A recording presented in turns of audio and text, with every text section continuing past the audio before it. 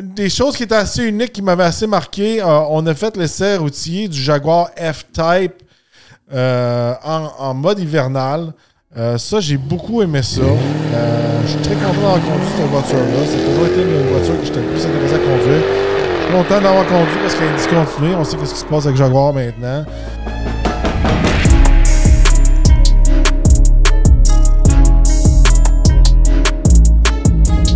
Aujourd'hui au Talk Podcast, c'est la fin de l'année 2024. Alors, je vous fais une revue, un bye-bye 2024, des choses qui m'ont le plus marqué dans mon année avec Eve.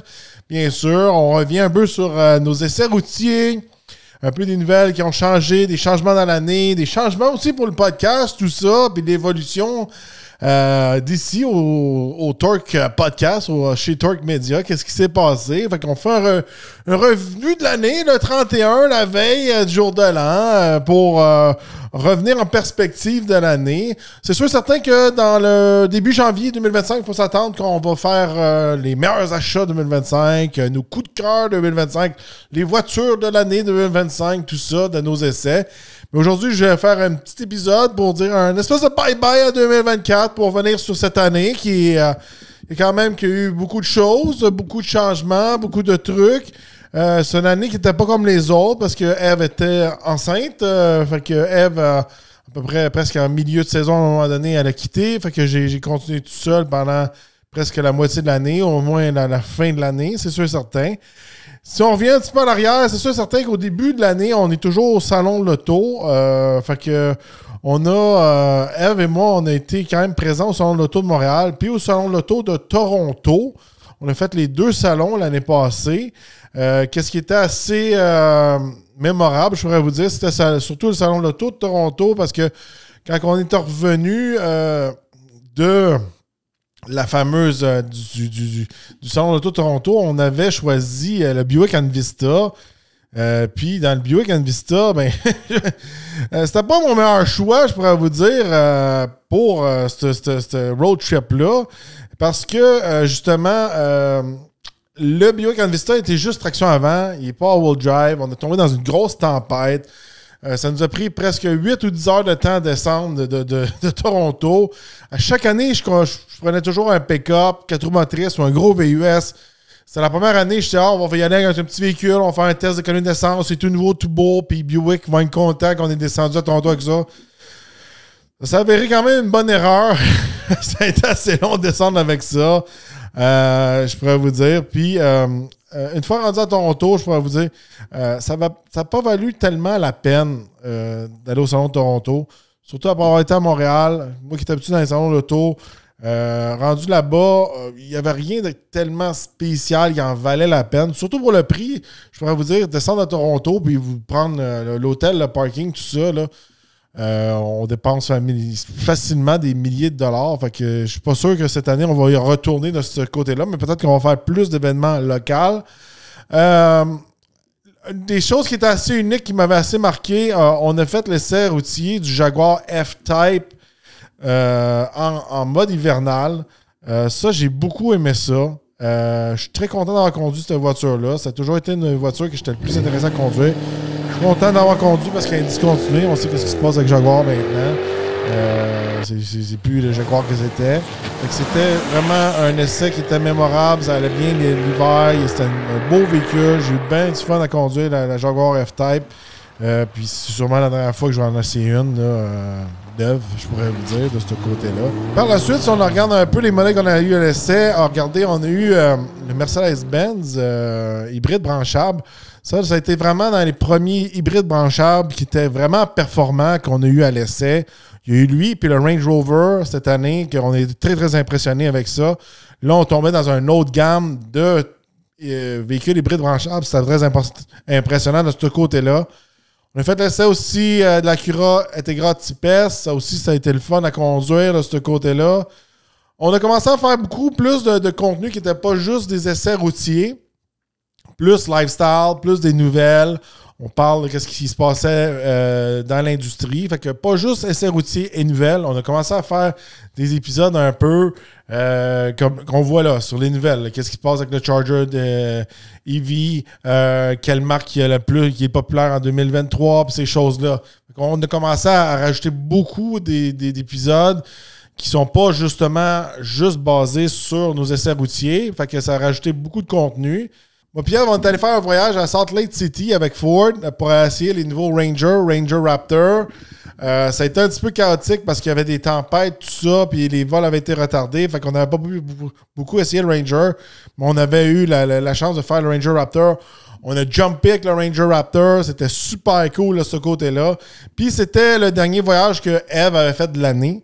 À cause que Eve, là, était enceinte, puis on le cachait un peu aux gens. C'est pour ça qu'elle n'embarquait pas dans le camion quand on a jumpé puis qu'on faisait du hors-route. Fait qu'elle restait à l'extérieur pour filmer. Ça a été son dernier voyage de l'année. Puis c'était un peu poussé, je pourrais vous dire. C'est tellement désagréable de voyager présentement. Je pense qu'il y a tellement des coupures dans le monde de l'aviation. Même moi, j'ai eu un malaise dans l'avion. Là, il faisait extrêmement chaud. Là, maintenant, on est obligé d'enregistrer nos carry-on ou on est obligé d'en mettre un à nos pieds. Regardez, quand vous êtes un gars de 6 pieds 340 livres comme moi, là, voyager, c'est rendu un cauchemar. Je pourrais vous dire que cette année, j'ai voyagé beaucoup moins que les autres années. C'est la première année que j'ai beaucoup refusé de voyage, puis ces choses-là. Je l'ai fait, premièrement pour ma famille, ma femme qui est enceinte, ou après ça, quand on a eu le bébé, pour être là avec elle à la maison.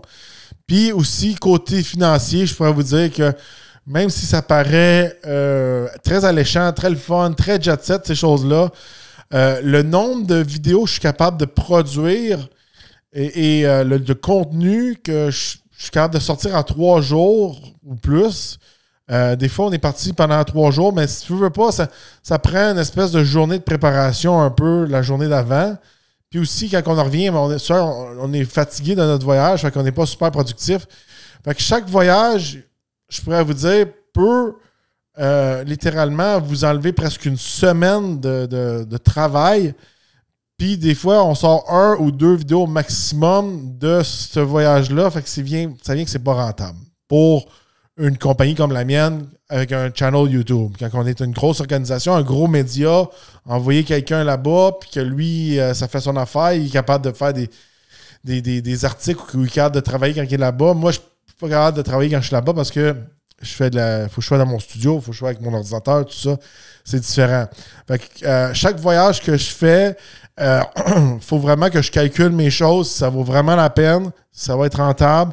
Si ça fait longtemps que je n'ai pas vu les personnes de ce manufacturier-là. Sinon, je peux vous dire qu'en général, chaque voyage, je perds de l'argent. Beaucoup, beaucoup, beaucoup. Mais là, celui-là, c'était le fun parce que on a pu vraiment faire des trucs avec le Ranger Raptor. Puis c'était une des premières fois aussi qu'on se faisait inviter par Ford Canada et USA.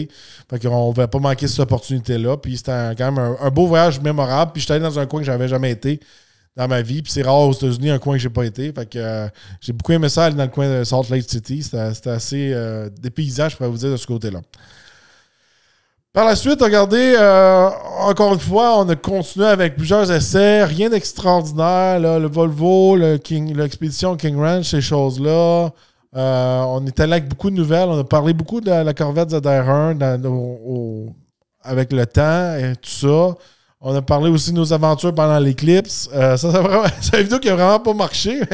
On trouvait ça très drôle, là, ce côté-là. J'ai commencé à faire des vidéos un peu top 10, ces choses-là. C'est des vidéos qui ont bien marché, les gens aimaient.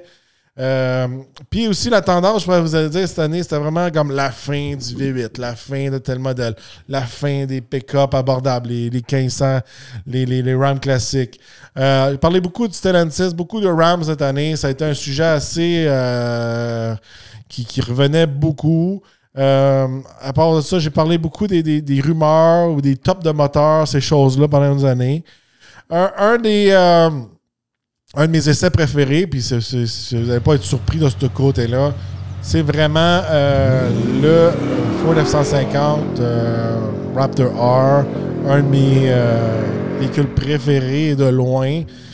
J'adore ce camion-là. C'est pas mal mon essai préféré de toute l'année. Parce que je trouvais que le 2024, mais il y avait le nouveau style, puis il y avait aussi le nouveau setup de suspension, tout ça. C'est vraiment l'ultime camion pour moi qui avait un Ram TRX. C'est le Raptor R. Côté suspension, capacité en route, le confort, tout ça, qu'est-ce qu'il offre, c'est vraiment l'ultime camion. C'est un camion qui coûte extrêmement cher, mais il reste pas mal mon numéro 1 de tous mes essais que j'ai eu en 2024. C'était un camion que j'aimerais beaucoup appartenir, mais il coûte un petit peu cher. De ce côté-là. On continue dans l'année. Encore une fois, beaucoup de rumeurs des Mustang 4 portes, ces choses-là, qu'on va voir peut-être arriver en 2025. On a commencé à faire du Mazda. On est content de faire du Mazda. On a été impressionné par les produits Mazda aussi. C'est vraiment des genres de produits qu'il faut essayer pour les apprécier. On a fait une grosse série, là, environ 6 mois de ça. Plusieurs Mazda back-to-back.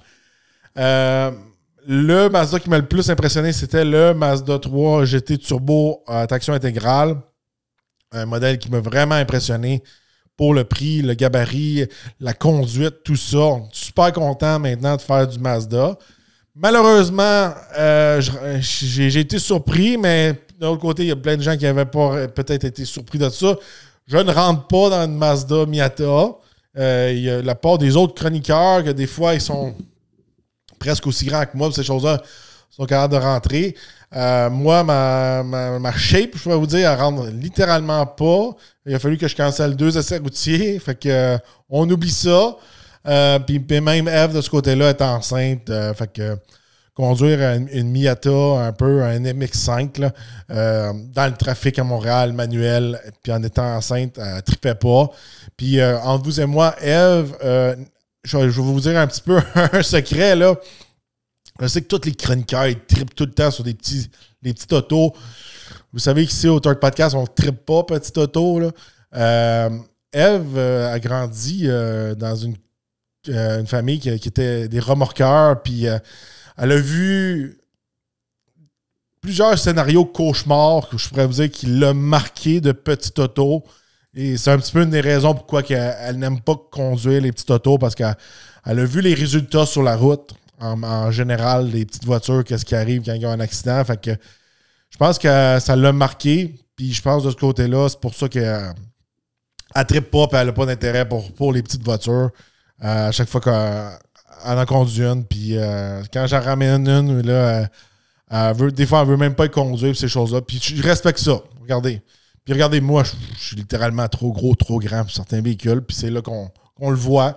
Je pense que je suis dans les seuls chroniqueurs, je pense, qui est moindrement un peu populaire, là, qui est pas capable de rentrer dans un Mazda MX-5 de ce côté-là. Bon, on a eu plusieurs essais quand même, que c'était les derniers de leur espèce, je pourrais vous dire. Tu sais, beaucoup des Jaguar, les Stelvio Quadrifoglio, c'était vraiment un peu l'année, on va essayer de la dernière fois pour ce modèle-là.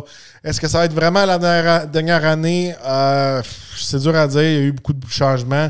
T'sais, au début 2024 et à la fin 2024, surtout avec le changement politique aux États-Unis, ça va changer de jour et la nuit.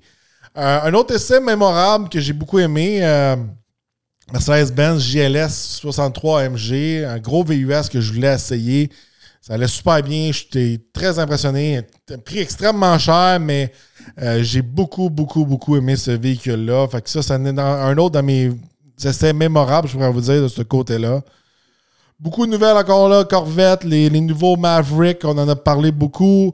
Un autre essai mémorable qu'on a eu cette année, c'était la Dark Horse. La Dark Horse, une nouvelle Mustang qui est un petit peu remplacée, une espèce de Shelby GT350.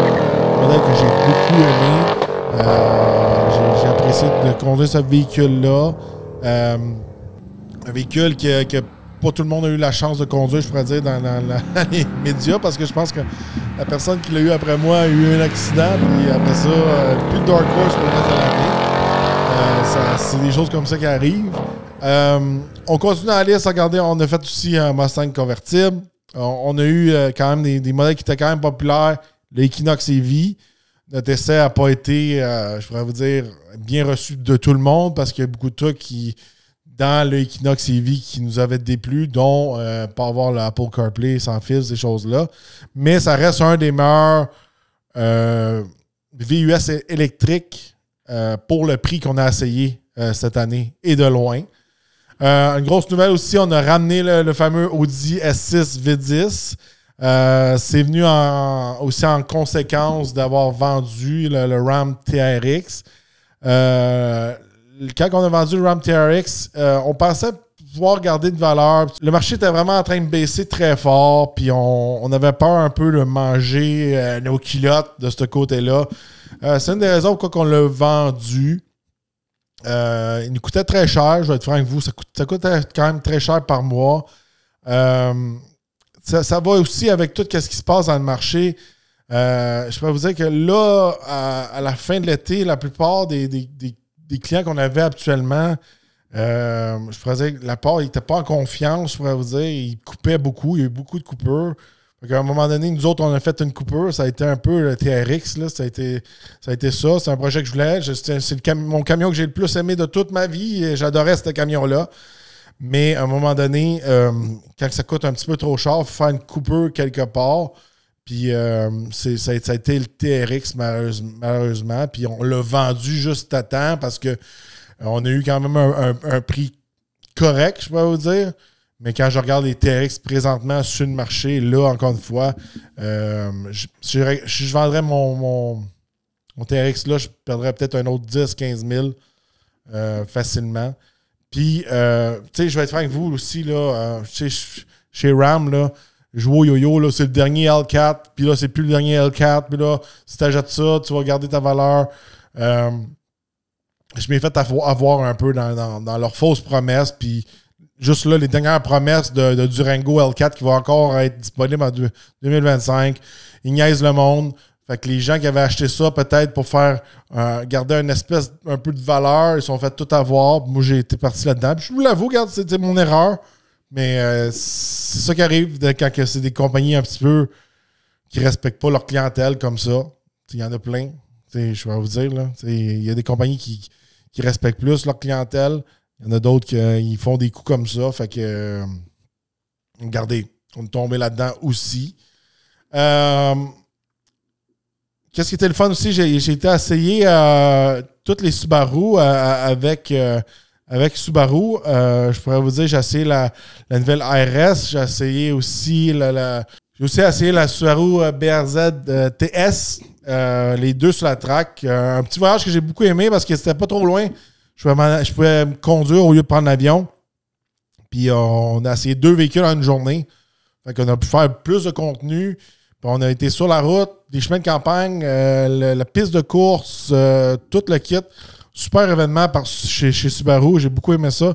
Ça, c'est un événement qui avait de l'allure à aller puis qui était comme un peu plus rentable, je pourrais vous dire, de ce côté-là. Bon, par la suite, c'est sûr et certain que là, on a ramené le projet V10, que là, il fonctionnait bien. On avait changé la couette de fil. Là, on a fait un partenariat avec Fast Wheels, puis aussi avec Goodyear. Fait qu'on a changé les roues sur le Audi. Là, j'ai commencé à faire un petit peu des modifications sur le véhicule, le mettre un petit peu tout en noir, changer la grille, changer des lumières.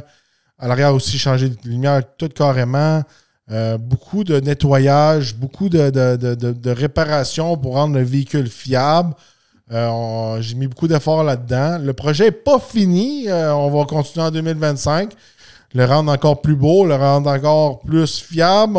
J'ai des gros entretiens prévus prochainement que je vais faire sûrement cet hiver. Puis les choses plus esthétiques vont peut-être aller au printemps. C'est sûr et certain que j'aimerais ça prendre un autre projet avec quelque chose qui en revient plus dans les camions puis toutes les VUS, mais ça reste à déterminer pour le futur. J'ai fait beaucoup de Ford. Je pense que c'est mon manufacturier numéro 1 cette année. Je suis revenu à faire beaucoup de pick-up. Puis j'aimais ça, faire beaucoup de backup pour vous montrer les différents packages avec les STX, les XLT, etc. Ça, j'en ai fait beaucoup cette année. On a fait le Silverado EV, une autre vidéo qui était assez populaire. Une vidéo que je pense que c'est un véhicule qui encore là était un peu controverse parce que j'étais pas charmé à 100%. J'ai le véhicule, il y a beaucoup de choses que je trouvais qu'il était pas fini à 100%. Je trouvais que le véhicule était extrêmement lourd, tout ça. Fait que un autre véhicule que peut-être qu'on n'a pas suivi la vague des autres chroniqueurs à dire que c'est la 3e merveille du monde, là, ou la whatever merveille du monde. On a dit un peu la vérité là-dessus. Fait que je pense que ça nous a démarqué un peu des autres de ce côté-là. Puis on a continué, on a commencé à faire d'autres sujets. Je vous ai fait des tops des véhicules les plus lourds. C'est une vidéo que ça, j'ai fait beaucoup de recherches pour faire ça. Mais les gens ont de la difficulté à comprendre encore les questions de poids. Puis c'est quelque chose que je vais continuer dans le futur parce que je pense que les gens qui un peu sont conscients du poids, ils savent de quoi je parle. Par la suite, regardez une autre vidéo qui était un petit peu controversée, le Volvo X30. Encore une fois, je n'ai pas suivi la vague des autres chroniqueurs. C'est un véhicule que j'ai vraiment pas aimé. Un véhicule et tout, pendant que Eve accouchait, qui nous a presque mis dans le trouble, tout ça. Ça, c'était pas super de ce côté-là. C'est vraiment celui-là, c'est le pire véhicule que j'ai eu à l'essai cette année. C'est celui qui aurait le prix citron là, de loin. Là. On a continué aussi encore une fois avec le Tremor, tout ça. Là, j'ai littéralement arrêté de voyager, c'est sûr et certain. Pas beaucoup de voyages, encore une fois, en 2024, parce que là, Eve est enceinte, là, Eve avait accouché. On a finalement conduit le Ram 1500 avec le Hurricane dedans. Ça a pris... Celui-là, on était supposé l'avoir au début de l'année, puis ça a pris toute l'année pour l'avoir. C'était effrayant de ce côté-là. Puis là, on tombe dans les derniers mois. Là, j'ai commencé à faire des vidéos un petit peu plus, je pourrais dire, controversées. C'est des choses que je faisais beaucoup dans le VIP, puis je fais encore dans le VIP. Mais on a lancé le VIP, puis vous êtes de plus en plus nombreux à être dans le VIP, puis j'apprécie beaucoup ça, à nous supporter cette année. C'est quelque chose qui nous aide beaucoup. Mais dernièrement, regardez, je ne m'ai pas gêné. Il y a des sujets que j'ai fait pour Monsieur Tout-le-Monde, que je touchais un petit peu moins, mais je trouvais qu'on n'avait pas le choix d'en parler. C'est des trucs un petit peu plus politiques, je pourrais vous dire, mais qui affectent un peu tout ce qui se passe de nos jours. Fait que des changements chez Stellantis, des coupures de subventions. C'est des choses que je ne parlais pas auparavant. Puis je pense que c'est des vidéos qui ont bien marché et que les gens aiment beaucoup. J'ai eu des bons feedbacks de ces vidéos-là. Fait qu'on va en faire de plus en plus. C'est sûr certain que dans le VIP, on va toujours garder des sujets qui sont un petit peu plus... moins pour Monsieur Tout-le-Monde, je pourrais vous dire, un petit peu controversé, ou des fois qu'on peut se laisser plus aller, puis ces choses-là. Mais je pense qu'on va continuer. Vous êtes nombreux à aimer ces vidéos-là. Fait que ça, on en a parlé un petit peu plus. Fait que là, on arrive à la fin de l'année. Présentement, le podcast va extrêmement bien. La chaîne YouTube va extrêmement bien aussi. Mois de décembre 2024, ça a été notre meilleur mois à vie. Côté visionnement, côté revenu, côté VIP, etc. C'est super de ce côté-là. Je vous remercie beaucoup. Je vais vous dire que on va pousser encore plus fort en 2025. Vous pouvez vous attendre qu'Eve va revenir en 2025, une fois que le bébé va être un petit peu plus vieux. On veut améliorer le podcast, on veut vous amener plus de contenu. Même là, dans les derniers mois, j'ai fait presque des épisodes presque à tous les jours. C'est très difficile de vous amener des épisodes à tous les jours, surtout quand je suis seul. Eve n'est pas revenue encore. Puis je vous rappelle, c'est ça, je suis seul. Là. C'est pas, j'ai pas un monteur, j'ai pas un gars qui fait les thumbnails. J'ai zéro employé. Zéro employé ici. Fait que c'est moi à 100% tout seul. Puis quand Eve va revenir, elle va m'aider à faire du montage puis à couper des shorts, ces choses-là. J'ai relancé aussi le channel en anglais un peu. Mais celui en français va tellement bien qu'il faut pas que... en anglais, c'est vraiment quand j'ai le temps. Mais en français, toujours prioritaire. Le VIP, ces choses-là, reste toujours la priorité pour même l'année 2025 de ce côté-là. Vous allez voir, On vous réserve des surprises pour 2025. Je vais en dire plus un peu dans le VIP. Vous pouvez aller vous abonner au VIP pour me dire un peu qu'est-ce que vous en pensez, qu'est-ce que vous attendez en 2025. Vous pouvez le dire aussi dans les commentaires aussi, mais je vais en partager plus dans la prochaine épisode de VIP. Qu'est-ce qui se passe behind the scene, puis les projets 2025. Ça, je garde ça pour le VIP. Dites-moi dans les commentaires quelle a été votre vidéo préférée cette année. Quel type de contenu que vous avez aimé? Essais routiers, nouvelles, rumeurs, des top 10, des trucs un peu plus politiques, etc., etc. Des trucs plus controversés, parler des véhicules électriques qui perdent de l'autonomie en hiver. Dites-moi qu'est-ce que vous avez le plus aimé dans les commentaires. Je vais prendre vos suggestions. Puis aussi, ça va nous aider aussi un peu à adapter notre contenu pour 2025. Voir qu'est-ce qui marche, qu'est-ce qui vous plaît pour ça. Aussi, combien d'épisodes que vous aimez avoir par semaine, le maximum qu'on va vous donner, ou 2-3 épisodes par semaine, ça vous suffit. Dites-moi tout votre avis dans les commentaires. Si vous voulez aller m'encourager et savoir qu'est-ce qui se passe behind the scene, allez vous m'encourager dans le VIP. Je mets les liens dans la description, autant pour YouTube que Spotify. Ça nous encourage, ça nous aide à continuer et à améliorer l'épisode. Si vous êtes nouveau, n'oubliez pas de vous abonner, liker, de partager. Et on se revoit en 2025. Bonne année!